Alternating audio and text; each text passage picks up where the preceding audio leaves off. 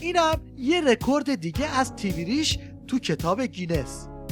طولانی ترین سوتی تلویزیونی در تاریخ رسانه به شکل یک سوتی زنجیره‌ای محصول مشترک مجری گیج و اتاق فرمان گیج‌تر.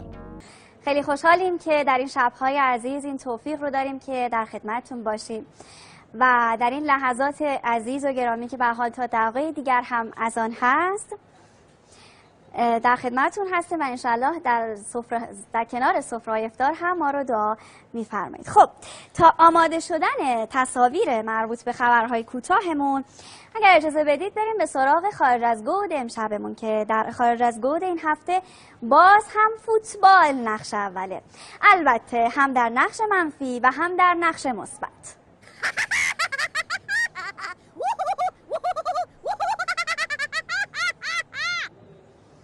خب ظاهرا گزارش خارج از گودمون هم نرسیده. خب دوستان اتاق فرمان، میخواید من خبرهای کوتاه رو شروع بکنم که انشاءالله خبرهای کوتاه رو بهش بپردازیم تا بریم به سراغ اذان مغرب به افق تهران و بعد از افطار. حالا من خبرهای کوتاه رو به اطلاعتون میرسونم تا انشاءالله تصاویرش هم برسه.